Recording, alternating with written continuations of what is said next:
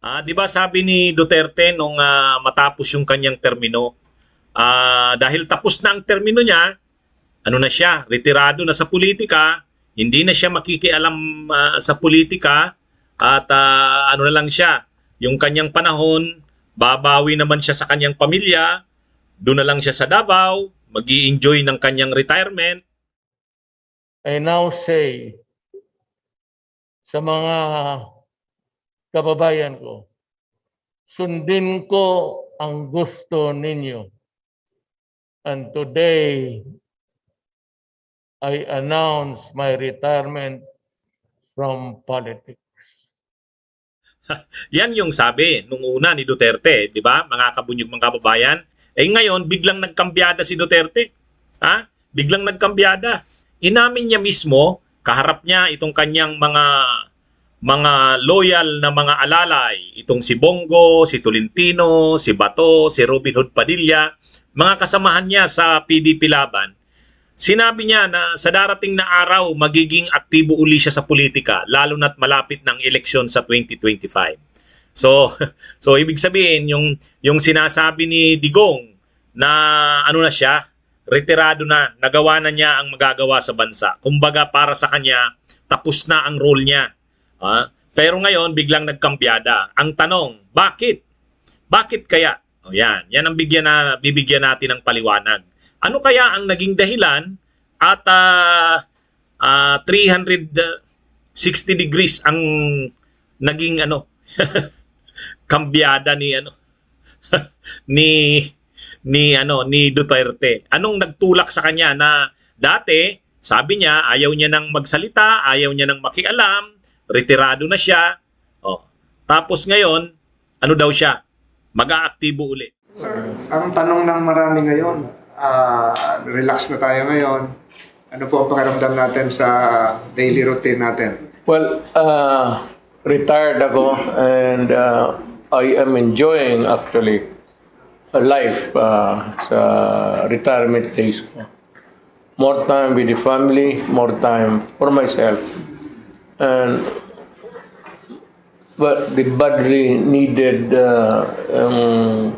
kulang ko sa tulog nung naging mayor ako, naging presidente ko for the longest time. So, a lot to catch up. Not really for that reasons. Okay naman ako. But yung para sa sarili ko. And more time with the family. So, yung ginagawa natin nung araw, relax kayo. Nagkakamay pa tayo ngayon. So, more or less, nabalik nyo na yung mga ganong routine, very less stress. Yes, and more time to be with yourself. Ano ko lang is, di na ako makapaglakad na masyado for obvious reasons, age. Yung pastime ko na mag-hunting sa gubat, naputol sandali yun, na-interrupt dahil sa mga NPAs, yung gonna tapos ngayon medyo nawala na you have to thank the armed forces of the Philippines and the police for doing their mandate na to make this country peaceful again. Kaya lang sabi ko na hindi na masyado ako less physical activity. But well, politics still in the coming days, it would be my passion again, especially malapit ng elections. Yan lang ang trabaho ko kasi politika pati sabi ko yung mga pastimes ko. Inamin mismo ni Duterte, sabi niya babalik siya uli. Magiging aktibo na uli siya sa politika. So hindi natin alam anong ibig sabihin niya magiging aktibo. Tatakbo ba siyang senador? O mangangampanya lang para sa kanyang mga kandidatong senador? Hindi natin alam. Sa tingin natin, anong mga dahilan? Una talaga dyan, marami kasing nangyayari ngayon na hindi ayon sa inaasahan ni Duterte at ng China. Maraming nangyayari ngayon kumbaga, hindi ayon sa expectation nila ni Duterte at ng China. Halimbawa, Ang inaasahan nila, sa ilalim ni Marcos Jr., ganun pa rin ang kalakaran. Hindi makikipag-usap si Marcos Jr. sa Amerika, China lang talaga ang magiging amo niya. Ay hindi. Ang ginawa ni Marcos, pareho dalawa yung amo ni Marcos. Namamangka sa dalawang ilog si Marcos. So, hindi hindi nagustuhan ng China yon. Kaya pinatawag si Duterte ng China Digong, sabi ng amo niyang si Xi Jinping, kailangan gumawa tayo ng paraan. Hindi maganda tong nangyayari sa administrasyon ni Marcos Jr. Akala ko kasi sa atin yan ng 100%. Hindi pala 50-50 pala yan 50% sa US, 50% sa atin. So, yan yung dyan, ang isang dahilan dyan. Hindi komportable ang China sa nangyayari ngayon sa administrasyon ni Marcos Jr. So, pinaka-importante dyan, makontrol nila ang Senado. Kaya kailangan karamihan ng kandidato ni Digong manalo.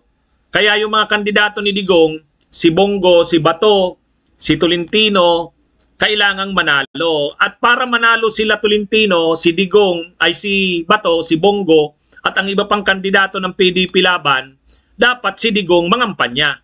O kaya, tumakbo siyang senador, pangunahan niya ang line-up ng PDP laban. Yan yung gagawin nila dyan. Delikado kasi, halimbawa si Tolentino, delikadong hindi manalo. Tapos sila Bato at sila Bongo, hindi rin nakakasigurado. Lalo pa ngayon, na sobrang nasisira ang kampo ni Duterte dito sa issue ng China. Kaya kailangan gumalaw-galaw si Duterte. Hindi niya pwedeng iasa na lang sa lakas nila Bato at nila Bongo, baka matalo ang kanyang mga manok. Pag natalo sila Bongo, sila Bato, sila Tolentino, matalo ang mga kandidato niya sa pagkasenador, mawawala lalo ang impluwensya ng Duterte. Kaya kailangan manalo ang mga kandidato niya. Kaya kailangan niya uling maging aktibo sa politika para sa China at para sa sarili niya. Pangalawa, hindi nakakasigurado si Marcos sa loyalty si Duterte, hindi nakakasigurado sa pagiging loyal ng Marcos sa alyansa nila. Nakita na nila yan na si Martin Romualdez ang ginagawa. Parang hindi i-honor yung usapan na si Sara ang mamanukin na sa 2028. Kaya nga 'di ba naramdaman na yan ni Gloria Arroyo. Si Gloria Arroyo, veterana na yan. Veterana na yan sa politika. Naramdaman niya na parang iba ang pinaplano nila Martin Romualdez at saka ni Bongbong Marcos at ni Lisa Araneta. Kaya nga, nang maramdaman niya ni Gloria, nagplano sana si Gloria na palitin ang liderato ng Kamara. Inunahan siya ni Romualdez. Pinatalsik siya bilang Senior Deputy Speaker. Kaya nga nagalit si Sara Duterte, tinawag si Romualdez na tambaluslos. So ito, mga indications ito, na parang hindi tutuparin ng Marcos yung usapan na si Sara ang susuportahan sa 2028. Kaya ang naiisip ni Duterte dyan, kailangan gumalaw na sila. Kailangan ngayon pa lang, i-consolidate ng Duterte yung supporters nila, yung partido nila palakasin, mabawasan yung mga gobernador, congressman, mayor, senador na naglilipatan kasi marami nag-aalisan sa PDP laban. Lumilipat sa Marcos. Kailangan maagapan nila yan. Kasi kapag lumipat ang mga senador, mga gobernador, mayor, congressman, papunta sa partido ni Martin Romualdez at ni Marcos Jr., delikado si Sara sa 2028. Kaya ang galaw na ito ni Duterte, magpapasiguro siya. Kasi kailangan mas sigurado nila na malakas pa si Sara. Malayo pa ang 2028 2023 pa lang ngayon. So may 24 pa, 25, 26, 27. Dapat ma-maintain yung lakas ni Sara. Ang problema, mukhang may mga galaw ang Marcos na papahinain nila si Sara Duterte. Magmamanok sila ng iba, hindi si Sara. Hindi kasi comfortable ang Marcos sa Sara. Alam nila na mas hawak ni Gloria Arroyo si Sara. Dahil dito, si Duterte rin, isa sa ayos niya yan na dapat yung makinarya ni Sara maayos. Kaya ganyan yan mga kabunyog. Kumbaga, napapaaga ang preparasyon para sa 2028 sa totoo lang. Napapaaga. Yan yung totoong nangyayari ngayon mga kabunyog, mga kababayan. So yan mga kabunyog ang dahilan bakit si Duterte nag-aaktibo uli sa politika. Para yan kay Sara. At pangatlo, para rin sa sarili niya. Kasi hindi siya nakakasigurado. Baka ang Marcos traidorin siya. Isurrender siya sa ICC. Kaya sa madaling sabi, tatlong bagay. Para sa China, para kay Sara, at para sa sarili niya. Kailangan nilang magpasiguro. Yung clout ng Duterte dapat ma-maintain. Yung impluensya nila sa politika dapat ma-maintain. Yung mga senador na hawak nila, congressmen, governors, mayors, dapat ma-maintain. At ma-maintain lang yan kung si Duterte mismo, si Digong, ay gagalaw. Kasi kung magre-retire lang siya, parang hindi na siya makikialam. Wala napapansin niya. Si Marcos mismo kumakambyada. Tapos parang mas kumikiling na si Marcos sa Amerika. Pag kumiling si Marcos sa Amerika, takot si Duterte. Takot si Duterte. Bunyog, bunyog, halikan na kasama ka. Bunyog, kapag buklod ay may pag-asa. Luzon, Visayas, Mindanao, isa ang pananaw. Sa bagong Pilipinas ang bunyog isisigaw.